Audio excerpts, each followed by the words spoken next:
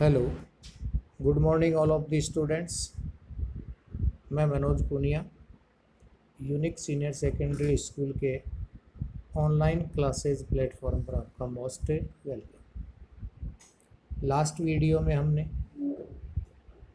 देखा था chapter number 5, India's gifts to the world. तो उससे रेनबो बुक का नेक्स्ट चैप्टर है chapter number 6 on reading in relation to literature. अध्ययन करने का संबंध साहित्य के साथ। रिलेशन मीन्स होता है संबंध, लिटरेचर मीन्स साहित्य। तो ये चैप्टर है कि how to true sense of study, कि किस प्रकार एक सही मायने में पढ़ना कहा जाता है, उससे संबंधित ये निबंधात्मक एक चैप्टर है ऐसे टाइप, जिसमें ये बताया जाएगा कि how to read true sense, कि सही मायने में पढ़ना किसे कहते हैं। तो चलो स्टार्ट करते हैं, लाइन टू लाइन एक्सप्लेन करते हैं। जो भी हार्ड वर्ड्स हैं उनको आप अपनी कॉपी में नोट कर सकते हो। तो देखिए, very few persons know how to read. बहुत कम लोग हैं इस दुनिया में जो जानते हैं हाउ टू रीड, कि पढ़ाई कैसे होगी, अध्ययन कैसे होगा। वेरी फ्यू है वो अपने आप में निगेटिव है। वेरी फ्यू अपने आप में निगेटिव माना जाता है, मीनिंग लिख लेना। यानी दुनिया में न के बराबर लोग हैं जो ये जानते हैं कि how to read. Considerably experience with literature is needed before taste and discrimination. Considerable मानी सोचनीय विषय है, कि एक्सपीरियंस बहुत सोच समझ के बात की जा रही है कि बहुत अत्यधिक जिस व्यक्ति के पास एक्सपीरियंस होगा, विद लिटरेचर इज नीडेड। साहित्य को पढ़ने के लिए आवश्यकता है अत्यधिक अनुभव की। बिफोर टेस्ट यानी जिससे पहले कि हम टेस्ट करें, और डिस्क्रिमिनेशन यानी किसी चीज़ को उसका टेस्ट कैसा है। डिस्क्रिमिनेशन मीन्स उसमें अंतर क्या होगा, भेदभाव क्या होगा। कैन पॉसिबली बी एक्वायर्ड, तभी हम उसको प्राप्त कर सकते हैं। एक्वायर्ड मीन्स से प्राप्त करना। तो अत्यधिक अनुभव की आवश्यकता होती है। संभवतः साहित्य को अच्छी तरह से उसकी जांच परख और उसमें अंतर जानने के लिए। विदाउट दीज, इनके बिना यानी कंसिडरेबली एक्सपीरियंस के बिना, it is almost impossible to learn how to read. लगभग असंभव होता है हाउ टू रीड, कि अध्ययन कैसे किया जाए। तो देखिए, दुनिया में बहुत कम लोग हैं जो जानते हैं पढ़ाई कैसे होगी। अत्यधिक अनुभव की आवश्यकता होती है साहित्य की जांच परख और उसमें अंतर जानने के लिए। इनके बिना लगभग असंभव कह रहा है। यहाँ राइटर जो ऑलमोस्ट इम्पॉसिबल कह रहा है, इसके पीछे भी कारण है, क्योंकि दुनिया में बहुत से एक्सेप्शन भी हुए हैं। तो ऑलमोस्ट इम्पॉसिबल है, आई से ऑलमोस्ट इम्पॉसिबल, मैं लगभग असंभव कहा मैंने। Since there are some rare man, क्योंकि तब से लोग कुछ रेयर पर्सन भी हैं। रेयर पर्सन मीन्स दुर्लभ व्यक्ति भी हैं इस दुनिया में।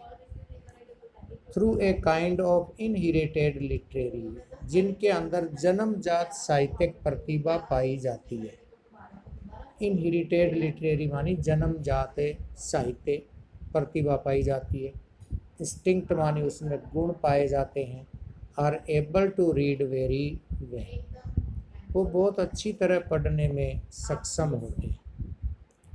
Even before reaching the age of 25 years, यहाँ तक कि 25 ईयर्स की आयु तक वो पहुँचते हैं, उससे पहले बहुत अच्छी तरह से साहित्य को पढ़ने में सक्षम हो जाते हैं। ये रेयर पर्सन है दुनिया में, और वो रेयर पर्सन क्यों है, ऐसा क्वेश्चन पुटअप किया जाए तो उनके अंदर इनहेरिटेड लिटरेरी इंस्टिंक्ट पाया जाता है, जन्मजात साहित्यिक गुण पाए जाते हैं।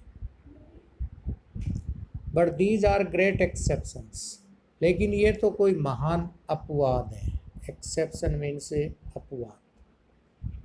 तो जो मैंने पहले भी आपसे क्या था कि असंभव, लगभग असंभव कह रहा है क्योंकि एक्सेप्शन है दुनिया में। And I am speaking of the average, और मैं यहाँ पर बात कर रहा हूँ एवरेज लोगों की। एवरेज यानी औसत लोगों की। For to read the character of the letters, कि जो शब्द होते हैं उनकी जो विशेषता होती है वो पढ़ने के लिए। For the text does not mean reading in the true sense. तो एवरेज लोगों की बात कर रहा हूँ कि जो करेक्टर ऑफ द लेटर्स पढ़ते हैं, जो अक्सर होते हैं उनकी केवल विशेषता पढ़ते हैं अपनी टेक्स्ट बुक में। Does not mean reading in the true sense, उसका मतलब ट्रू सेंस ऑफ रीडिंग नहीं करते हैं। इसी पे पूरा चैप्टर चलेगा, ट्रू सेंस ऑफ रीडिंग। सचमुच पढ़ना किसे कहते हैं? ये शब्दों को पढ़ने का अर्थ ये नहीं है कि वो सचमुच पढ़ रहा है। You will often find your self is reading words, तुम स्वयं अक्सर अपने आप को कई बार पाओगे कि आप स्वतः ही खुद शब्द पढ़ते जा रहे हो। करेक्टर्स ऑटोमेटिकली, उनकी विशेषता ऑटोमेटिकली पढ़ते जा रहे हो। Even pronouncing them quite correctly, यहाँ तक कि उनका उच्चारण है, प्रोनाउंसिंग मीन्स उच्चारण है, वो भी आप बिल्कुल सही सही कर रहे हो। क्वाइट मीन्स बिल्कुल, करेक्टली मानी सही सही कर रहे हो। While your mind are occupied with a totally different subject, जबकि तुम्हारा दिमाग है वो उस समय भरा हुआ है, व्यस्त है टोटली डिफरेंट सब्जेक्ट से, किसी अन्य विषय से। This mechanism of reading became altogether, इस प्रकार मशीन की तरह पढ़ना है। Altogether automatic at an early period of life, ये स्वतः ही आपके अंदर आदत पड़ जाती है जीवन के प्रारंभ से ही। And can be performed irrespective of attention, और इस प्रकार आप इरिस्पेक्टिव करते हो। इरिस्पेक्टिव माने उसका सम्मान नहीं करते हो, बिना ध्यान के उस पुस्तक को पढ़ते चले जाते हो। तो देखिए राइटर यहाँ एक अलग ढंग से समझा रहा है। आप किसी पुस्तक के लेटर्स हैं उनको पढ़ रहे हो, उनके उच्चारण भी सही सही कर रहे हो, लेकिन राइटर के दृष्टिकोण में वो ट्रू सेंस ऑफ स्टडी नहीं कहलाती है। क्यों नहीं कहलाती है? इन सब का आंसर इस चैप्टर में आएगा। Neither can I call it reading to extract the narrative portion, नहीं हम ये कह सकते हैं कि आप पढ़ रहे हो extract the narrative portion of an text from, वर्णनात्मक रूप से आप किसी पाठ्य पुस्तक की जो पोर्शन है, उसका पार्ट है, उसको पढ़ते जा रहे हो। Rest simply for one personal amusement, जिसे हम साधारणतः कहते हैं कि आप विश्राम के समय उनको पर्सनल अम्यूजमेंट में पढ़ते हो, व्यक्तिगत मनोरंजन के लिए। और इन अदर वर्ड्स, और इसी बात को हम दूसरे शब्दों में कह सकते हैं to read book for the story, जैसे कि हम कहानी की पुस्तक पढ़ते हैं। Yet most of the reading that is done in the world is done in exactly this way. तो यहाँ देखिए yet most of the readings, हाँ अधिकतर जो पढ़ने वाले लोग हैं संसार में वो एग्जैक्टली दिस वे का मतलब बिल्कुल इसी प्रकार पुस्तकों को पढ़ते हैं, केवल अम्यूजमेंट के लिए। क्योंकि thousand and thousand of books are bought, हजारों हजारों पुस्तकें रोजाना खरीदी जाती हैं। Thousand and thousand of books are bought every year, प्रत्येक वर्ष हजारों पुस्तकें खरीदी जाती हैं प्रत्येक दिन। एवरी मंथ, हर महीने खरीदी जाती है। आई माइट इवन से एवरी डे, मैं ये भी कह सकता हूँ रोजाना खरीदी जाती है। बाय पीपल, लोगों के द्वारा, who do not read at all, और उनको वो बिल्कुल भी पढ़ते नहीं। दे ओनली थिंक, वो केवल सोचते हैं दैट दे रीड कि उन्होंने वो पुस्तकें पढ़ ली है। दे बाई बुक्स, वो पुस्तकों को खरीदते हैं जस्ट टू अम्यूज देमसेल्व्स, यानी अपने आप का खुद का मनोरंजन करने के लिए। ध्यान से समझिए राइटर क्या कह रहा है। वो कह रहा है हजारों पुस्तकें प्रत्येक वर्ष खरीदी जाती हैं, यहाँ तक कि हर महीने खरीदी जाती हैं, और यहाँ तक कह सकते हैं रोजाना खरीदी जाती हैं लोगों के द्वारा, लेकिन वो उन पुस्तकों को do not read at all, पढ़ते ही नहीं हैं। They only think that they read, केवल वो सोचते हैं कि वो पढ़ते हैं। They buy books just to amuse themselves, वो पुस्तकें खरीदते हैं अपना मनोरंजन करने के लिए। To kill time, kill time का लिख लेना समय गुजारने के लिए। एज दे कॉल इट, उनको हम ये कह सकते हैं। इन 1 आवर और 2, वो 1 और 2 घंटे में their eyes have passed over all pages, 1-2 घंटे में उनकी दृष्टि पुस्तक के पेजों पर, जो पृष्ठ होते हैं उन पर से गुजर जाती है। And there is a left in their mind a vague idea, और उनके दिमाग में कुछ तुच्छ विचार, वेग आइडिया हैं, वो रह जाते हैं 1 या 2 अबाउट उस पुस्तक में। And they have been looking at, जो कुछ उन्होंने उस पुस्तक में देखा उसमें से कुछ तुच्छ विचार उनके माइंड में रह जाते हैं। And this they really believe is reading, और वे वास्तव में विश्वास कर लेते हैं फिर कि हमने ये पुस्तकें पढ़ ली है। 1-2 घंटे में जो पुस्तक है उनके पृष्ठों पर आपकी दृष्टि गुजर जाती है, जो कुछ पुस्तक में देखा उसमें से 1-2 विचार आपके माइंड में रह जाते हैं, और वे विश्वास कर लेते हैं वास्तव में कि बिलीव इज रीडिंग, कि उन्होंने ये पढ़ाई कर ली है। Nothing is more common than to be asked, nothing is more common, इससे ज़्यादा और आम बात नहीं हो सकती कि टू बी आस्क्ड, कि आप उनसे पूछो have you read such a book, क्या तुमने ये पुस्तक पढ़ ली। देखिए नथिंग इज मोर कॉमन, इससे ज़्यादा और कॉमन बात क्या हो सकती है कि देन टू बी आस्क्ड, आपने उनसे पूछा have you read such a book, क्या तुमने ये पुस्तक पढ़ ली। और टू हियर समबडी से, तो तुम किसी से भी ये कहते हुए सुन लोगे। आंसर रहेगा वो इस क्वेश्चन का कि आपने पूछा किसी से क्या तुमने ये पुस्तक पढ़ ली, तो हियर समबडी से, तो कोई भी आपको ये कह देगा आई have read such and such a book, मैंने ये पुस्तकें पढ़ ली। Such and such a book का मतलब ये फला फला पुस्तक मैंने पढ़ ली।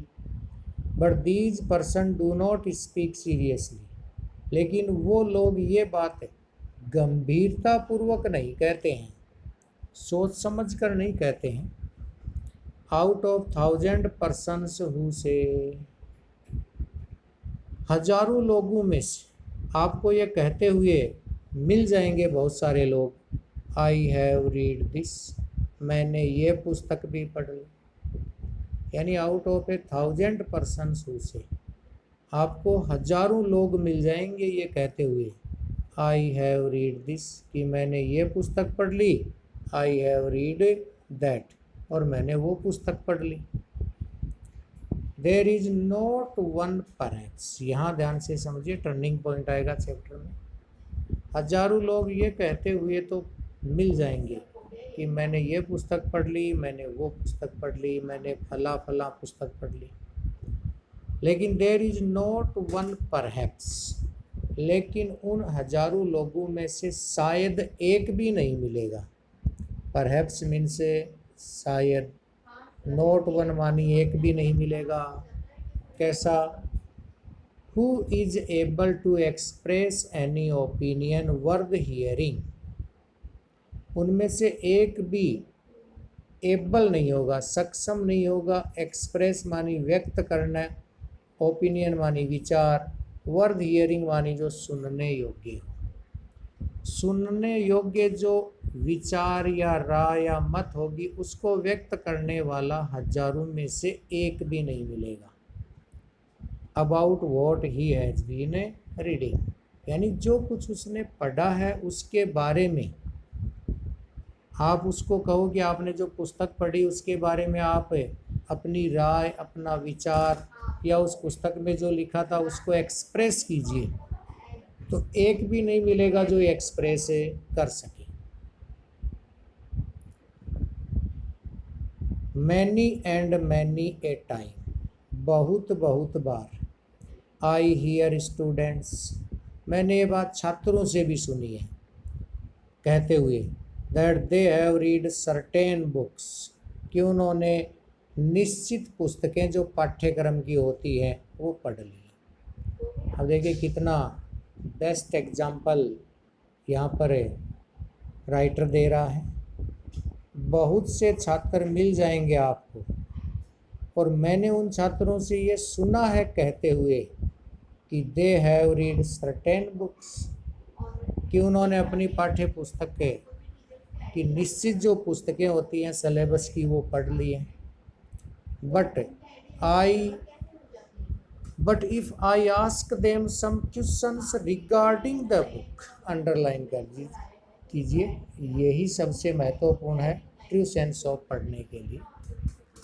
लेकिन यदि मैंने, जिन छात्रों ने कहा ना मैंने अपनी पाठ्य पुस्तक पढ़ ली, लेकिन यदि मैंने उनसे उस पुस्तक से संबंधित कोई प्रश्न पूछा, question regarding the books, regarding मानी संबंधित, तो उस पुस्तक से संबंधित जिसके बारे में उसने कहा था ना मैंने ये पुस्तक पढ़ ली, उसी से संबंधित मैंने उसे कोई क्वेश्चन पूछा, तो आई फाइंड, तो मैंने पाया that they are not able to make any answer, कि वो कोई भी उत्तर देने में सक्षम नहीं है।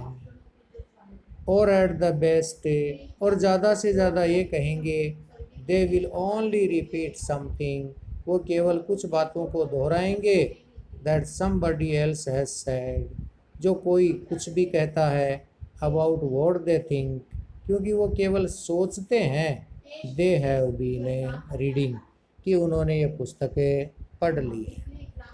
यानी वो केवल सोचते हैं कि उन्होंने ये पुस्तकें पढ़ ली। But this is not peculiar to student. अब देखिए राइटर किसी की भी इंसल्ट नहीं कर रहा है, एग्जाम्पल के माध्यम से केवल ये समझा रहा है कि साहित्य को पढ़ने के लिए हमें किस प्रकार की क्वालिटी की आवश्यकता होती है।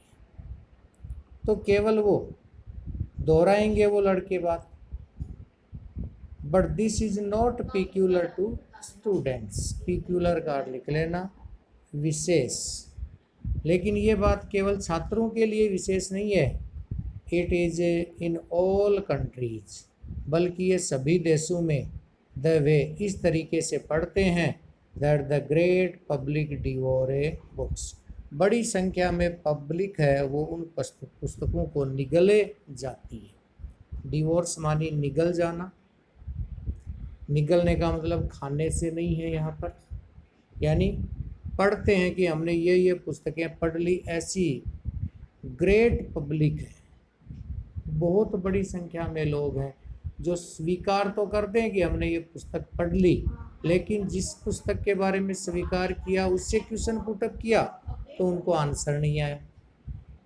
तो आई वुड से, तो मैं ये कहूँगा that the difference between the great critic and the common person, यहाँ एक महत्वपूर्ण क्वेश्चन बनता है। मैं ये कहूँगा बहुत बड़ा अंतर पाया जाता है between great critic and the common person, एक महान आलोचक में और एक सामान्य आदमी में। ग्रेट क्रिटिक मानी महान आलोचक, और कॉमन पर्सन मीन से सामान्य व्यक्ति में। इज चीफली, मुख्य अंतर यह पर्सन ये बना कि that the great critic knows how to read, महान आलोचक ये जानता है कि कैसे पढ़ाई की जाएगी, and the common person does not, और एक आम आदमी ये बात नहीं जानता है। No man is really able to read a book, कोई भी आदमी वास्तव में सक्षम नहीं होगा तब तक पुस्तक को पढ़ने में, who is not able to express an original opinion। जब तक वो उस पुस्तक को पढ़ा उससे संबंधित कोई भी ओरिजिनल ओपिनियन एक्सप्रेस नहीं कर सकता, इसका मतलब उसने पुस्तक को ट्रू सेंस ऑफ रीडिंग या स्टडी नहीं किया है। The content of a book, तो regarding the content of a book मतलब उस पुस्तक में लिखी सामग्री से संबंधित, कंटेंट्स का लिख लेना सामग्री, रिगार्डिंग मानी संबंधित, ओरिजिनल ओपिनियन मानी मूल विचार, और एक्सप्रेस माने व्यक्त करना। तो no man is really able to read, कोई आदमी तब तक पढ़ने में सक्षम नहीं कहलाता वास्तव में जब तक वो उस पुस्तक से संबंधित सामग्री के ओरिजिनल ओपिनियन व्यक्त नहीं कर सकता। तो ये था फर्स्ट पैराग्राफ आपके इस चैप्टर नंबर 6 का। नेक्स्ट पैराग्राफ है वो नेक्स्ट वीडियो में हम देखेंगे। इस वीडियो में इतना ही। तो thank you for watching the video for all the students. Thanks. Next video में इसी चैप्टर के शेष पार्ट नंबर 2 में पढ़ेंगे। Thank you.